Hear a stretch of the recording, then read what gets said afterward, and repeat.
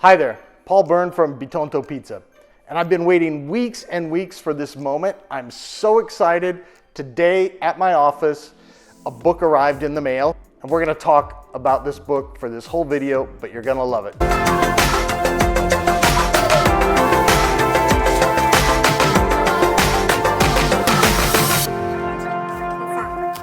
Why would I want a scientific book about making pizza?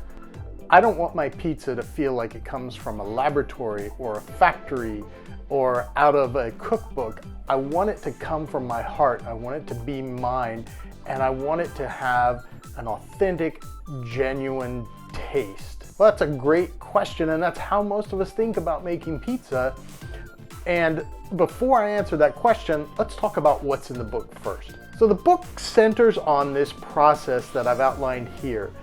And the process itself helps you to learn how to make better pizza by understanding each of the steps that you go through along the way. As a pizzaiolo, you already go through this process, you just may not have recognized it. In order to understand this process, there is a little chemistry and some physics involved, but they're explained in a way that's entirely approachable. In the end, the steps are expanded and you get a guide for troubleshooting what went wrong with your pizza simply by looking at the final product. What is this process that we're talking about?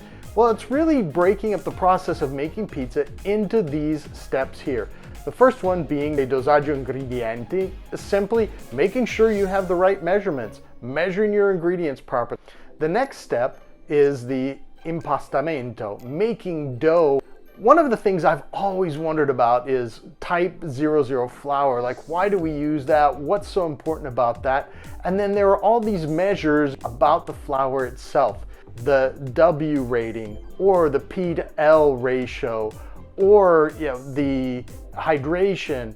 All of these things are really important to the final product, and this book does a deep dive not only on what those measurements are, but how they measure it. And I'm not a scientist, I'm not a chemist, but I found the chemistry in there extremely approachable. The next step is Spezzatura, and this is just dividing the dough into the balls and letting them then rise, which is the next step, the lievitazione. So they talk about temperature, they talk about time, and all the things that I've seen in different recipes, and they'll say, oh, let it rest for this long or that long. They don't tell you why. They don't tell you why you might want to deviate from that. This book goes into excruciating detail as to how to properly leaven your pizza dough.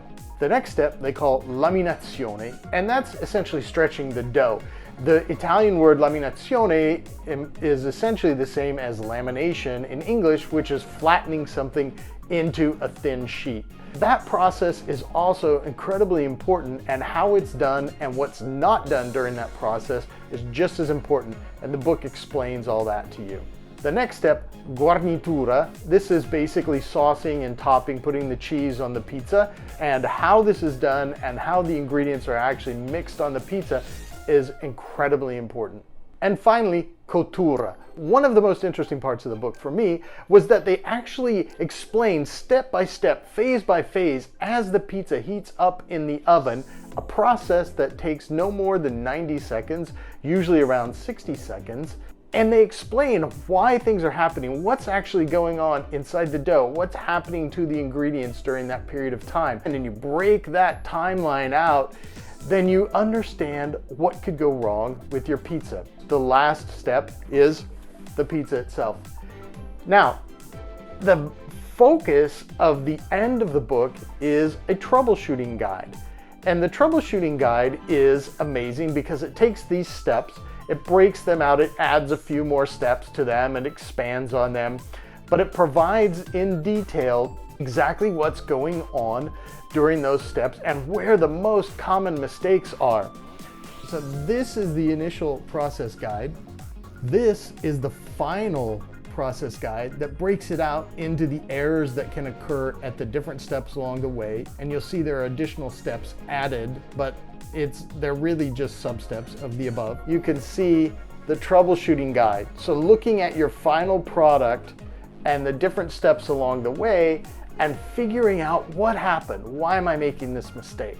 Let's get back to that initial question. Why would I want a book like this? The conclusion of the book makes an incredible argument for why a text like this is needed. The difference between you and me and the pizzaiolo in the restaurant is that I, for example, only make about 1,000 pizzas a year. So my experience curve is learning maybe based on 50, 60 batches during the course of a year. If I learn a week at a time, one weekend at a time making pizza, I'm not gonna move along that learning curve as quickly as I would like to. I've been making pizza for about 6 or 7 years now. I've learned increment by increment. I've addressed a lot of the problems that are explained in this book. I understand them a lot better now that I have this book. But if I had had that knowledge to work from, I could have learned much more quickly. The conclusion of this book focuses on the dichotomy between knowledge and experience. And clearly experience is very, very important, but experience without knowledge actually leads to slower improvement. Knowledge without experience, it means that your technique is not going to be strong. You've never applied the knowledge. So if you were just to study how to make a pizza and then decide you were going to make a Neapolitan pizza, you would fail absolutely. And initially I failed miserably. I was doing so many things wrong because I had just looked at videos on YouTube and gained what I could from family experience, but I hadn't really made an effort to gain the knowledge that I needed to get started. So my learning was very, very slow at the beginning. I don't want you to have that same learning curve. If you're earlier in the process than I am, having some knowledge will accelerate your learning curve. If you're at the same point that I am, understanding the process will help you fill in the gaps. And that's exactly what this book is to me. So that's why I'm so enthusiastic about it. I've seen a lot of books about making pizza, and the other books really focus in on technique. And the technique itself is very useful. But more than anything, the process is important, and understanding what happens during that process will help you accelerate your game. As you read the book, you're probably going to notice that there are steps in the process that need more of your attention. And so you can focus in on those things and rapidly increase and improve your pizza making.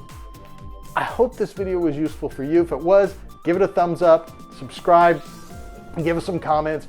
Love to hear the comments, and I respond to pretty much everything. I hope this is helpful for you because really I just want to share my passion for making great pizza, incredible pizza, amazing pizza with you.